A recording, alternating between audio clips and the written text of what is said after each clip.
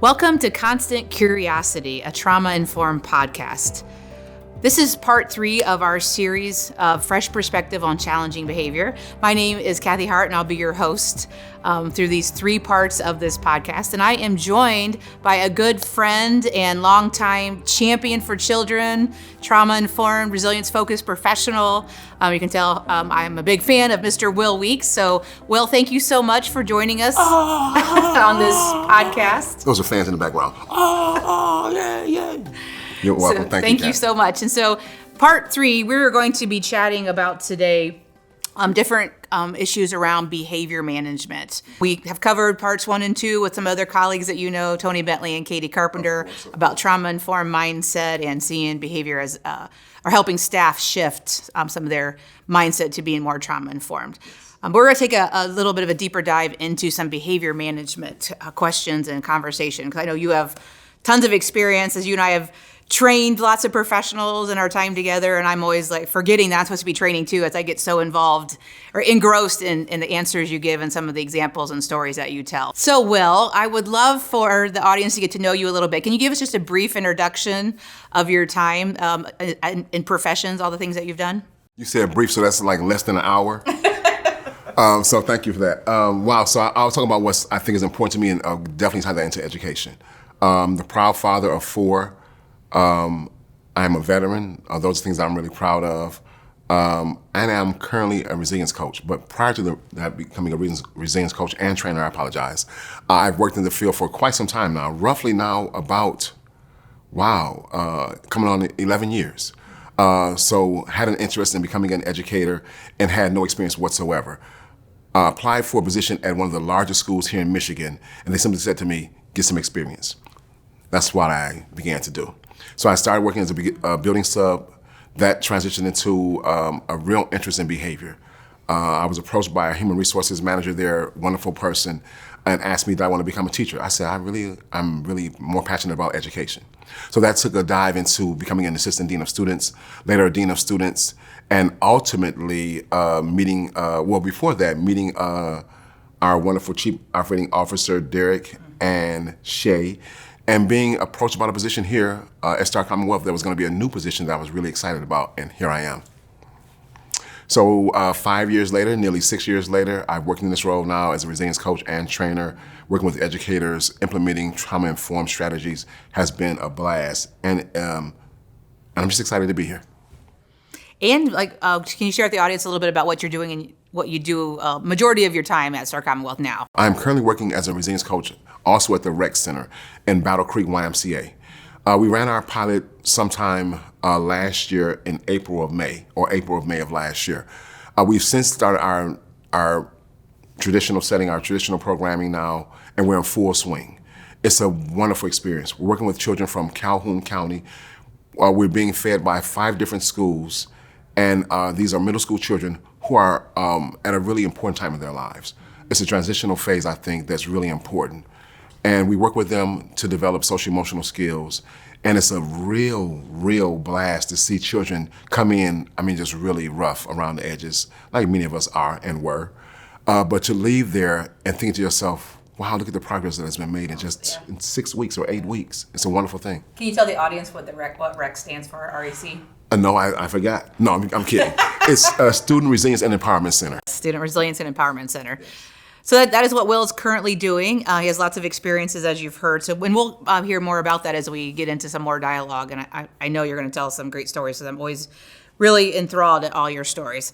But our first question, I'd like to share with our audience is, so as you started on this journey of working, in more of a helping profession, starting out in education, like you said, as a building sub and working up to dean of students, resilience coach, and now you're an expert that helps train and coach other professionals. Can you tell us a little bit about the shifts that occurred for you when you started looking at behavior as an unmet need? What shifts occurred for you? Oh, wow. Okay, so I don't believe in regrets, but I do believe had I known about these universal needs that I hold so dearly now, I might have not gotten divorced. But I say that to say that all things happen for a reason. So I'm not glad I got divorced, but I'm actually glad that I learned about the circle of courage and universal needs and how they apply to students. So I know I said a mouthful there. My shift began to occur, when I began to look at students as a whole. Because we think so much, I thought so much in the past that it was just, I'm an adult, you're a child, I know right, you don't know what's right, do what I say do, or there's gonna be consequences. But somewhere along the line, after learning about the Circle of Courage, which I'm wearing that bracelet now, actually I have on two because you gave me another one. Because when I was introduced to this, it really, it really took a hold of me in a way. So I'm not gonna get mushy, but it really stood out with me and it really resounded with me in a way that helps me to look at the whole person. So that shift began, Kathy, some time ago, but it's always a continuum. I'm still shifting. I'm still learning. There's times I still struggle with being patient and being understanding and being compassionate. So I always try to keep myself mindful of that. But the shift began to happen some time ago with some experiences I had in school, really getting a chance to support students and meet them where they were, and sometimes while going into their environments and seeing sometimes what might have been causing some of their trauma, some of their stress. Yeah, because I know you and I have had conversations just about like when you look at trauma, when we say people have experienced trauma or have a lot of stress in their life, that typically comes from one of their core universal needs, which belonging, mastery, independence, and generosity. Those needs aren't getting met. And when they don't have a sense of belonging, say to their immediate caregivers, whomever they're living with that's taking care of them, that can deeply and profoundly impact every part of their life. And so I know that's something that you're very passionate about. The other question I had for you in that regard is, when you think about students and we start to teach them about these universal needs, have you seen shifts occur in students? Maybe something like I know, like I can, brief example is something like, I'm not a bad kid, I need belonging, that kind of thing. So if you have anything you want to add to that about what the shifts you see in students regarding an unmet need? Oh, wow. I love that question, and thank you for that. I find that our students are like sponges, and we joke about this a lot at the rec. And recall when we first did our pilot, we had conversation around boundaries. So kids were using our language saying, watch it, boundaries, boundaries. So what we find now is that children are using that language as well. They are, I read somewhere once about how students develop their vocabulary. And they talked about how parents of certain levels of education are ultimately produce children that use more words. So when we use these kind of words around our children, like belonging, mastery, generosity, and independence, they begin to develop that same mindset, that same language, that same verbiage, if you will. And while to hear students say that, talk about how their belonging was enhanced or even in some ways diminished by a loss of a loved one or just in a way that they may have been mistreated. So they really cling to this. It's so, I don't want to say simple, but it's so simplistic that it's almost... It's like foundational to who we are as human beings. It's just so universal. And I don't care, as you've said so many times, I've never talked about this once, the Circle of Courage, and heard someone say, I don't have those needs. Right. So again, that's you. I got that from you, but I agree with it. So I use it as well because everywhere I go, people say, you know what, that's true. And so to hear kiddos relate to that, it's really powerful. I don't know if I've shared this story with you, but something like you just reminded me of. One of my favorite things to do at Starr is I train trainers, as you know. And we had a trainer locally here that was talking about, she had taught her kindergarten class the Circle of Courage. Oh, yeah. And she was giving her presentation, to pass her trainer certification. And she had everybody, it was on Zoom. Everybody was in tears because she was talking about this kindergartner that came up to her and had had a rough night at home and came up to her the next day and said, Mrs. So-and-so, my belonging hurts. I need a hug. Right? And look, I have goosebumps. I know, right? And so then, after we all, composed ourselves enough to talk, we had a really impactful conversation about just how powerful it is that kindergartner knows what she needs to get her needs met, and what a great advocate for herself and for others moving forward if she's able to verbalize that in kindergarten. It was just, you just reminded me of that, so thank you for that. But that was just a really powerful moment, is how powerful these universal truths are, that when we can teach kids these things, how they can advocate for themselves and advocate for others, they can start to see, like we talk about in our trainings, kids tell us what it feels like to belong. and how we as educators can then help facilitate that belonging is it's just awesome when you see kids advocate. Well, thank you so much for sharing that with us. You're welcome. Other question I have for you, which kind of goes into what we just talked about, how has learning about the circle of courage really impacted your view of students and their behaviors? So we kind of talked about that, but anything you want to expand on? Oh, wow. Okay, let me take a deep breath. Because I get so... It's impactful. It really is impactful. Yeah, it is. It's changed my life immensely. Not just students, but adults for that matter. Yeah. How I look at you, how I look at myself, my loved ones, my family, my coworkers, the children that we work with every day. You see them as a whole person now. And with these needs that we all have, and that we all need to have fulfilled. And so it's changed my life in a way that you begin to have more understanding, more compassion, and ultimately more patience. Because children are developing. I'm still working with myself, and I'm into my 50s. But so we have to have patience with them. We have to be curious and just meeting those needs, understanding that all students, all people have these universal needs. And if we can work on meeting those needs, we can really work to stop a lot of the things that we call horseplay or nonsense or bad behavior if we simply work to meet their needs. Mm-hmm. I'm so glad you said that, because that is like one of the biggest takeaways I want people after they interact with me, whether it's consulting or training. One of the biggest takeaways I want other professionals to have is to, if we could spend, we have an hour to talk about behavior. If we could spend 45 minutes talking about how to meet needs and only 15 minutes about how to talk about logical or natural consequences. Because so many times we get ourselves in these power struggles, right? And thinking about one of our favorite movies, right? The Road to Wellville, where, yes, right?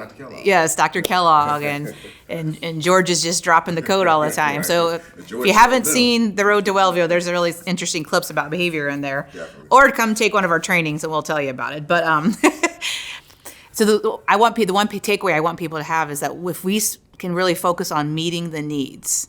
So when we look at people or we look at behavior, what part of their circle needs restored? We have sometimes we'll say what part of their circle is broken. Yes. That if it's broke, we need to help restore that. Yeah. And so I didn't know if you wanted to say anything about how you start. You said you did have mentioned how you view students and how you view other people. How does that process work for you? How do you know where to help restore that part of their circle? Well, and I think we all have this skill right now. After the time we worked together, my peers, yourself, of course, we began to have conversations with people now outside of school, in school. For sure. And simply you begin to hear some key words or some phrases or some like window words, yes. like looking into them. They kind of let you know where that circle may be damaged at, and sometimes also equally where it may be strong at. So sometimes Thank you for saying that. Right? Of course. So we want to look at not just what's wrong with a student or an individual, but what's right with them. That's right. That's what we're all about here at Starr. And so I love that about Starr. One of the things that really stands out to me in education, Will, that kind of was a big aha moment for me as a trainer, is sometimes we'll hear they're just lazy or they don't want to try. Oh. And that's such a trigger for me in the sense, a good trigger, helping people redefine that, reframe that as that might be they haven't developed healthy mastery yet. Yes. It's so much easier for us, for humans, kids, adults alike, to fail on our own terms, just not even try, than to try and fail. And so sometimes when kids are being labeled as lazy or unmotivated, that's really where their circle might be broken at mastery.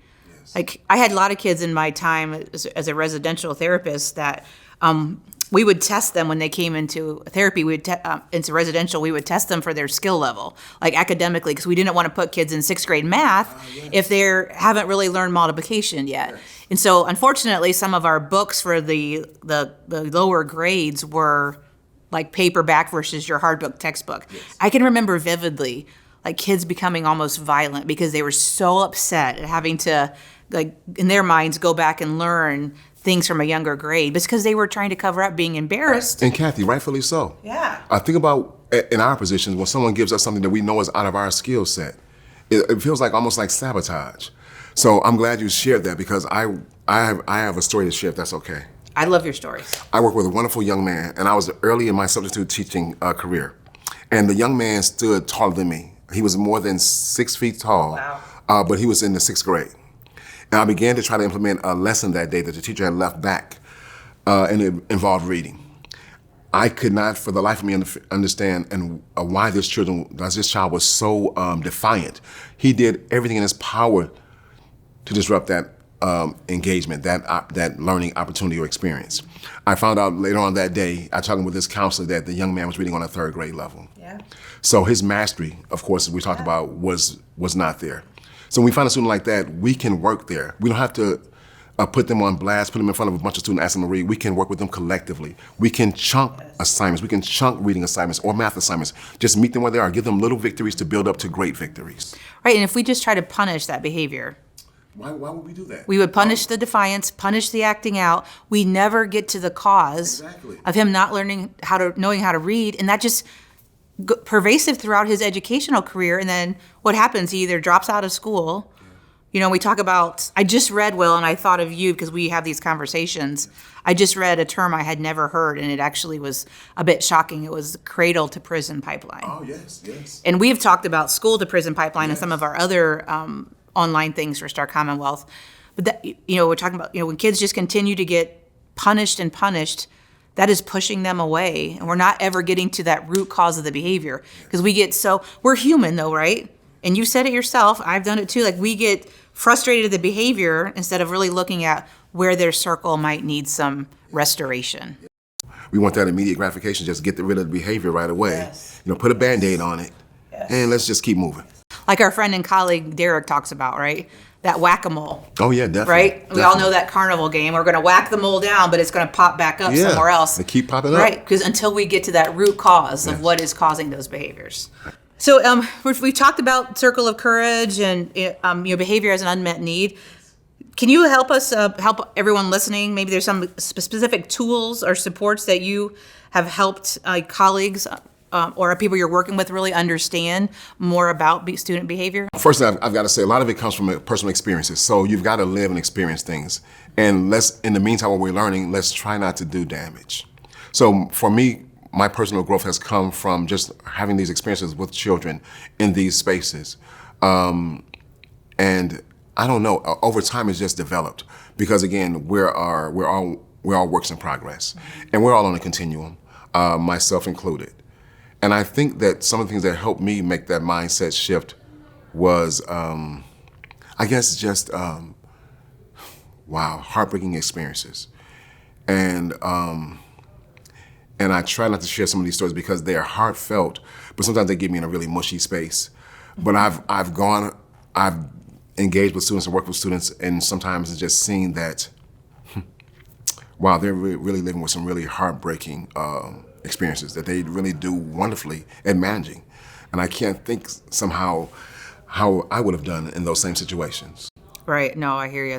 Our children are so resilient, and you mentioned earlier, it's one of the things that you love to talk about is that when we look at like not only what's wrong with the student, which that language, like what has happened or is happening to them, but also what's going right for them and the survival skills.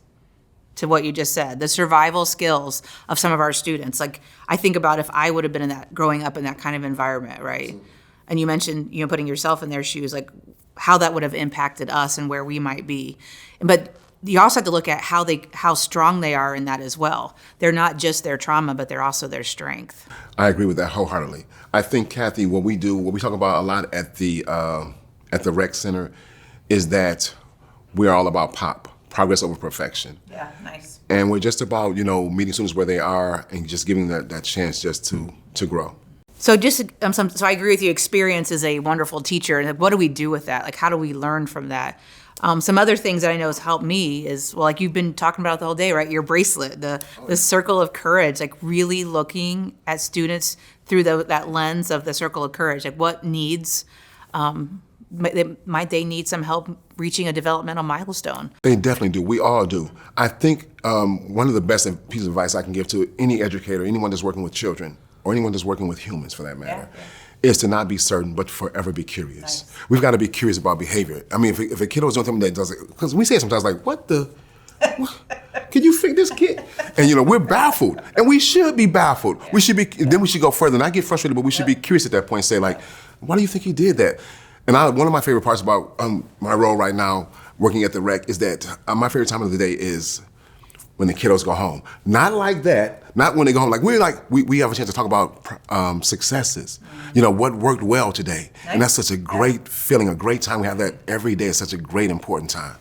Yeah, that actually is like reminding me of one of the most proven evidence-based practices, like to help people with any kind of like sadness or gloom, or even if there's that, the D word, depression, is to really be cognizant and mindful of gratefulness. And like, it's kind of just what you just said, is that at the end of the day, to take a deep breath, reflect on what happened and what progress was made. That is just really important to shifting mindset as well. Yes. Yeah, thanks for bringing that up. And your comment about curiosity, right? That's the title of the podcast. I love that.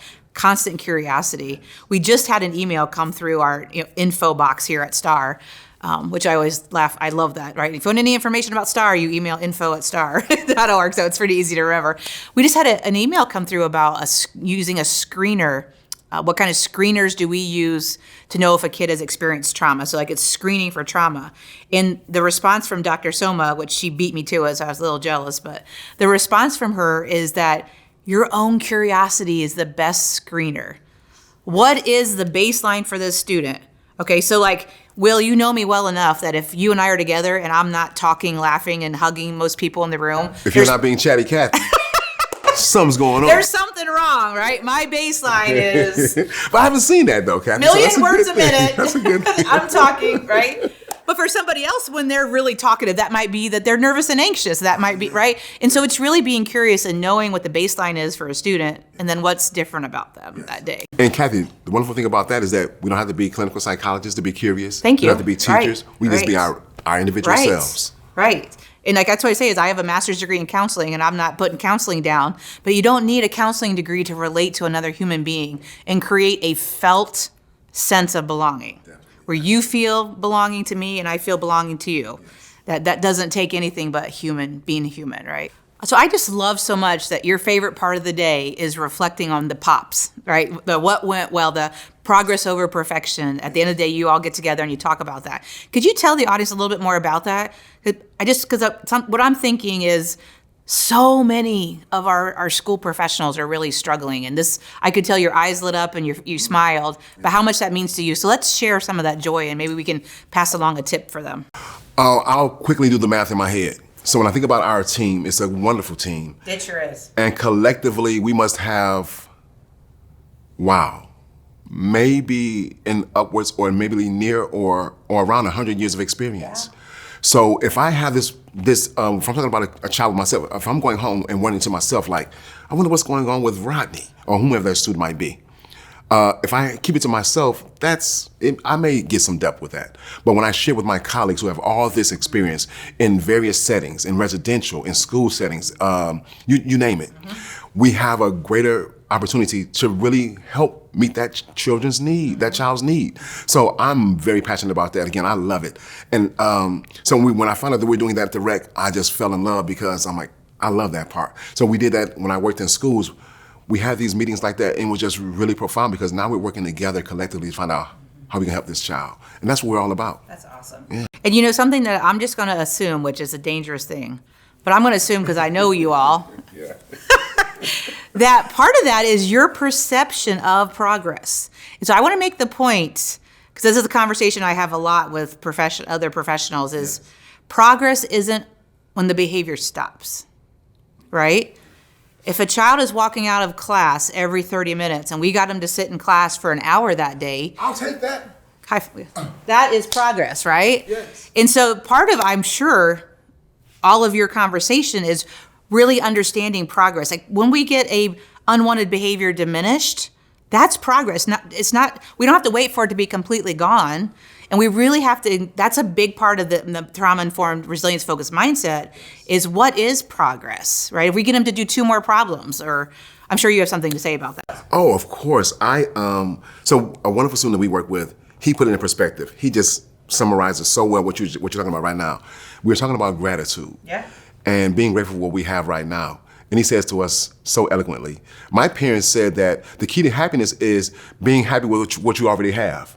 So as educators, let's celebrate that, what we have right now and what the growth that we have. Sure, we want them to become great scholars, well-mannered, well-tempered, but it's a progress. It's little baby steps at a time. So we must celebrate that. Absolutely, absolutely. As you, as a professional, shifted, and I'd love to hear, I've mentioned to you multiple times, and it sounds yucky. It feels yucky to say this is my favorite story, but this story is so impactful, Will.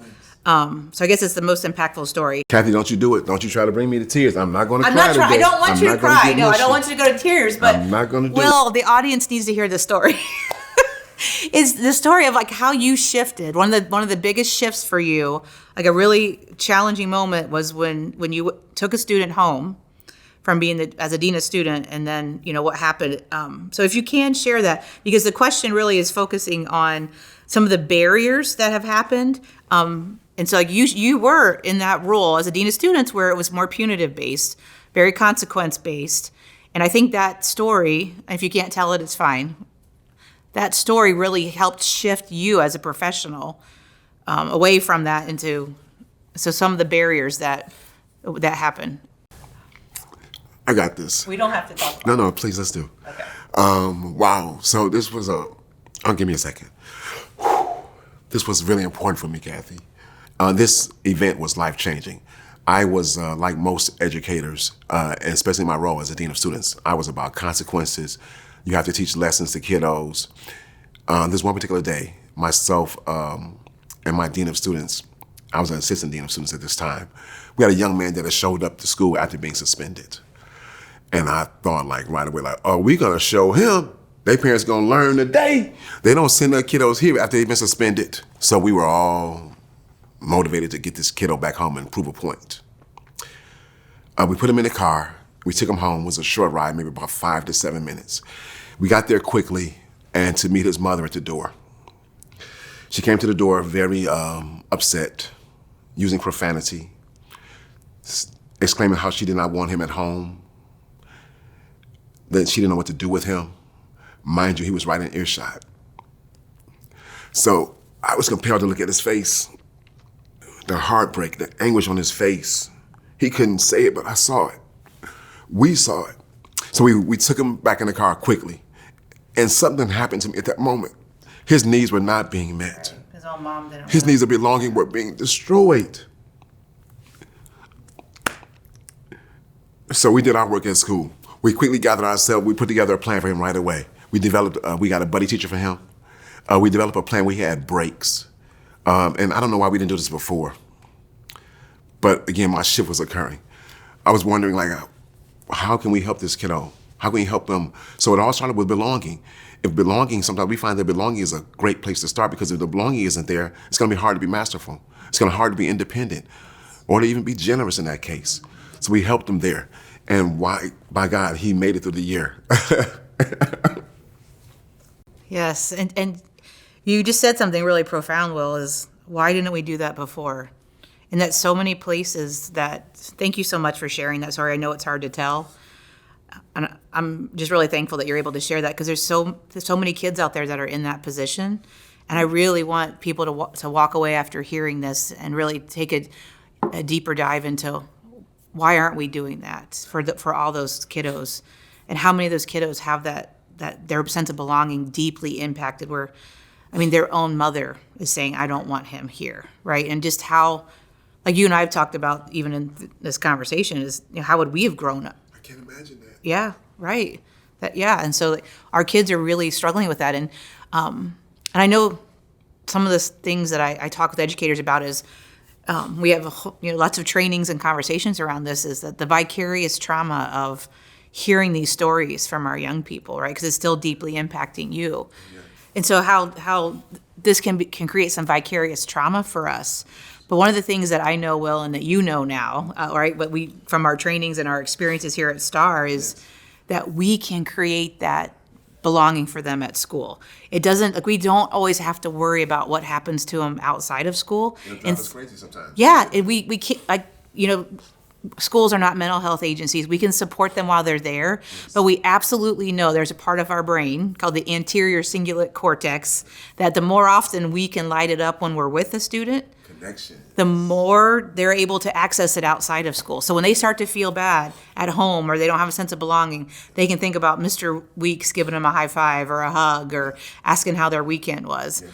That we can make a difference just in our time with them. That we don't always have to be thinking about all the things that are happening outside of their school day. Because sometimes I think educators feel like, well, what am I going to do? I only have them for 45 minutes a day. That does make a difference. It makes a huge difference.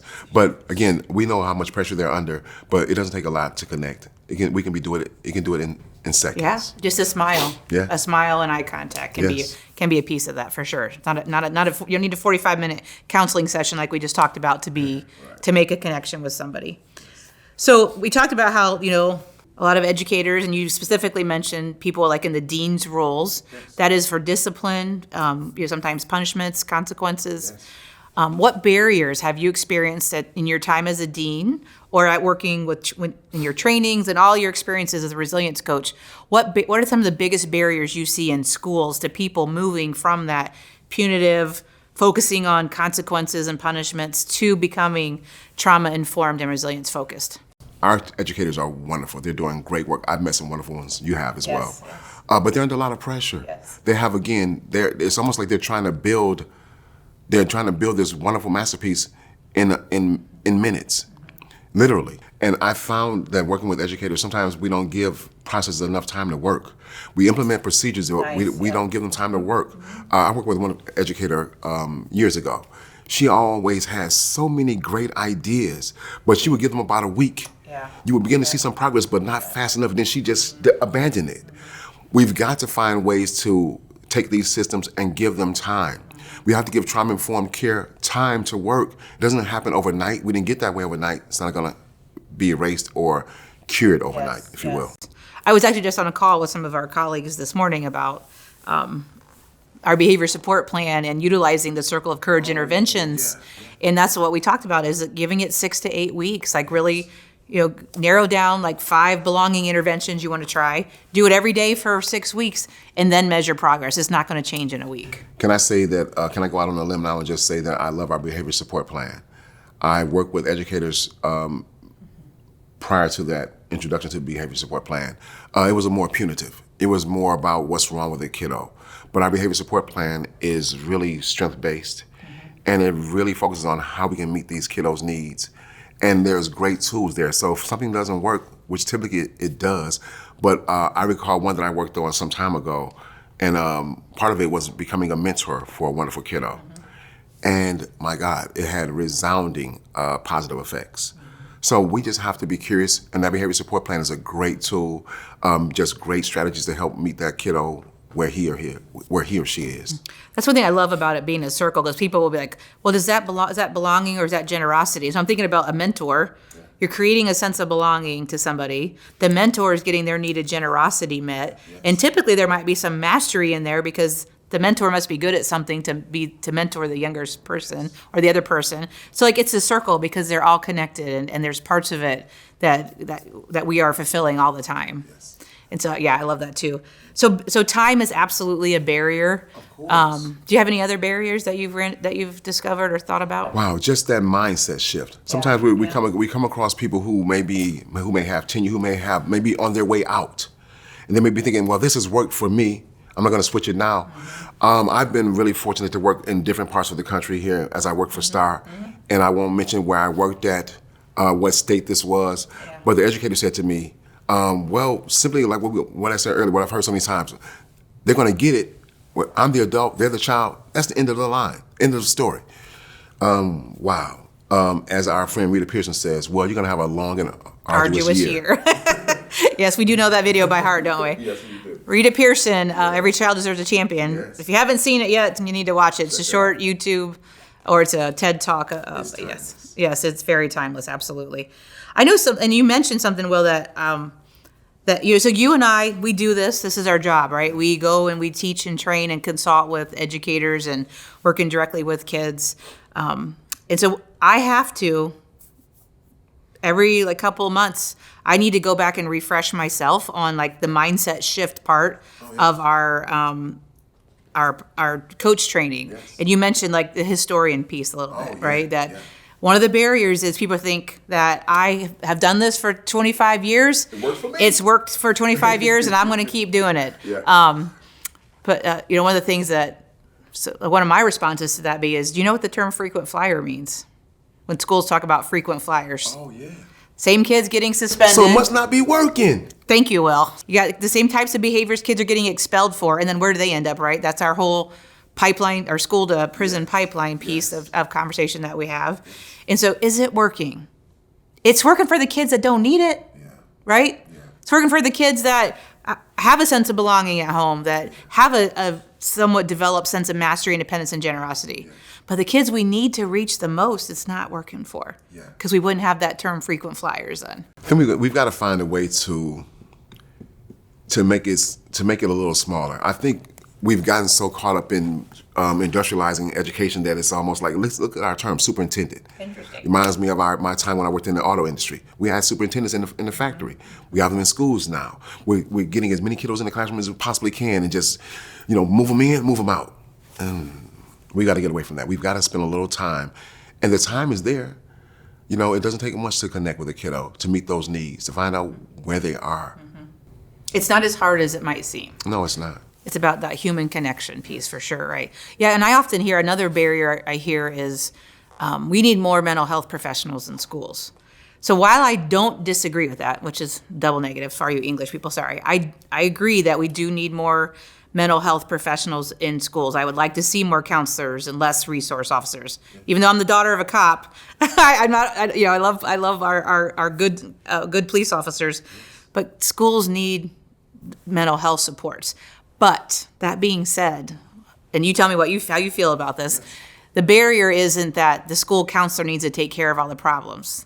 All right, that's one of the barriers. It's that having that you as a classroom teacher need to have your classroom as a trauma-informed, resilience-focused space. Yeah, we can stop the buck right there. Yep. So I've learned that working in this industry, I've been really fortunate in implementing these trauma-informed practices. We've heard teachers celebrate, and even more so administrators, because their time handling office discipline referrals has diminished immensely. Good point. That happens because teachers are doing the work in the classroom. We're meeting all those needs. We're trying to encourage educators to do different things like proximity, one and done, checking in with the student, spending 1 minute with that student, and just being done. Yes. It's not a real challenge. We can do it. I know it's hard, but we can do it. Absolutely. Well, I'm thinking back to, and you don't need to say the school's name, but you were the first ever resilience coach at Starr Commonwealth. And I love the story from that elementary school of what you all decided on your own was the best way to handle when kids leave the classroom, that they weren't sent to somebody else. Okay, so we talked about our student advocates, our resilience room. So it was typical of the school that we worked at. Elopements were high. We're talking about third. Can you talk about what elopements are? Make sure everybody's on the same Oh yeah, thank you. Elopements are when you just bust up and you just get out of there. When you get out of the school and you say, I've had enough. Kids just run away, yep. I feel that way sometimes. Are you wanting to elope right now? Yeah. Too bad, stay there. I can hang in there for a little while longer.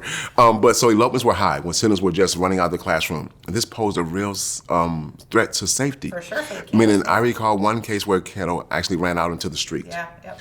So we really got in this head on. We switched gears. Where that would normally result in a student being suspended, we immediately engaged that student. And we had a wonderful team of student advocates at this school. And a student advocate is someone who is enlisted to really meet students' needs, find out where they are, do resets, find out what's troubling them, and help them to combat that and just do away with it and just be ready for school again. So what we began to do is just meet students where they are, literally, having them come in, having conversations about what's going on, why'd you leave out the classroom? And just, it sounds simple enough, but giving them time to get their emotions together. It may have been, here's something to color for a moment. I'm gonna set a timer for a few minutes. When you're ready to talk, please let me know. I would love to help you. And what we found, this helped out tremendously because students were able to, wow. I just felt like they were being really supported and not just waiting to be thrown out of school. At the same school we're talking about right now, I work with I had the pleasure of meeting another young man who had lived elopement, who had lived being thrown out, who had lived running out of classrooms. And he simply engaged me one day as I first met him and began to punch my desk really hard. And I thought to myself, wow, there's something going on here. And I knew immediately what it was. He was testing us to see if you're gonna throw me out. He even said to me, go ahead, just get it over with, throw me out of here. Oh, wow, so we said, we're not gonna do that here. We're gonna meet you where you are. And we began to do that. So those elopements, those sort of behaviors just really diminished when students realized the conversation shifted. It's less punitive and it's more compassionate. And I know we have to maintain order. We have to. Thank you for pointing that out. We have to maintain order in our classrooms. Sure. We're not talking about giving kiddos the keys to the Cadillac and just letting them have at it, or the classroom. We're not doing that. But we've got to be patient. We've got to have some compassion because, I mean, have a heart. How to have a heart. You said, yeah. Got to have a heart. Yeah.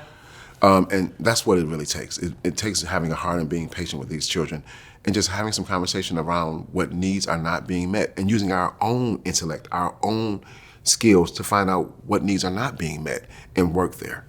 One of the things that I love all those stories, and the other one that I remember you telling me about, which I was like, wow, it was like an aha moment for me, was the students were starting to really form good relationships with these student advocates and yourself as a resilience coach. Yes. And then you all kind of flipped the script on that a little bit. And then, is it my understanding right that you and or the student advocate would go in the classroom and maintain what was happening in the classroom, and then the teachers, and what shift that made? You want to talk a little bit about that? Wow, we were, again, this was a wonderful school, wonderful educators, wonderful children. And on this one particular day, we had a wonderful student whose name I won't say, but I can still see his face right now.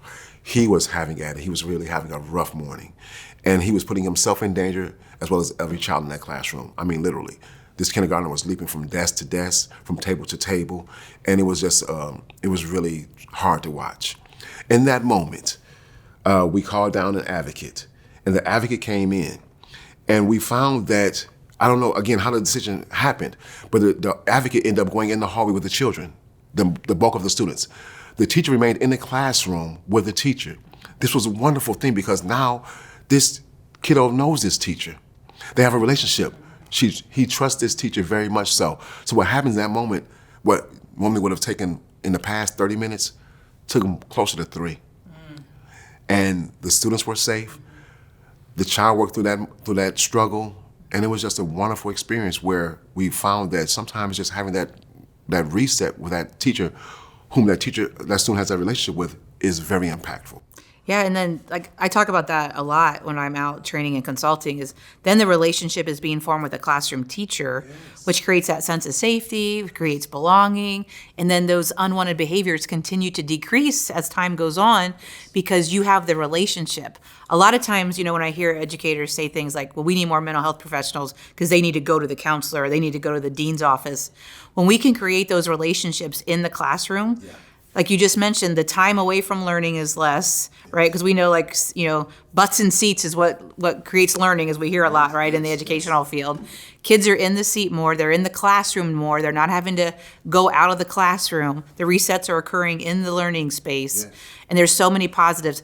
And we know from our data, too, that the teacher's sense of self-efficacy, that I can manage classroom behaviors, that they start to feel even better and have better job satisfaction, which creates more retention, which is a huge issue in the education field. Like, I just can't say enough good things about when we can help educators switch some of that mindset to the practices of being trauma-informed and having those conversations with kiddos. It's win-win, as you mentioned. The teacher confidence grows. Win-win. And also the students, it's a wonderful feather in the cap for that educator. Yep. Because when children as young as kindergarten realize connection, all the way to the high school. So when a teacher is witnessed by other students having a challenging time in a way that's supportive as opposed to punitive, it begins to help those other students gain trust and feel a sense of belonging as well.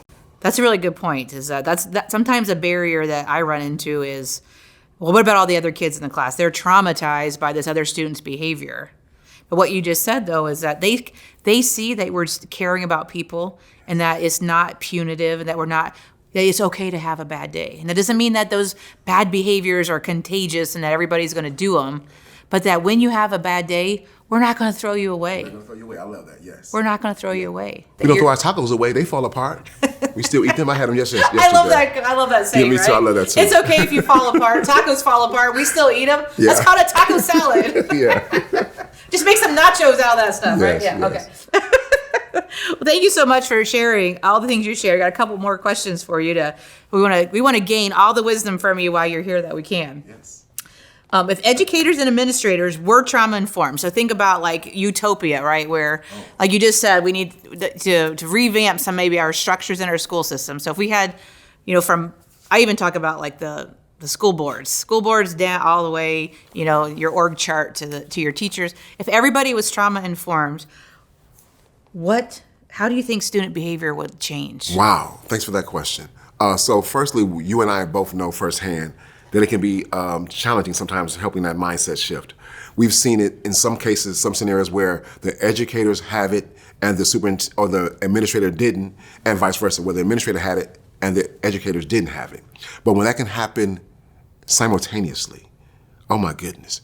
We're talking about places where students feel safe. We're talking about things like safe corners. We're talking about things like reset spaces, and just giving children tools and giving educators tools to manage kiddos in a way that's more successful for them as well. I don't know. It's hard to really say because I've had some hard sells.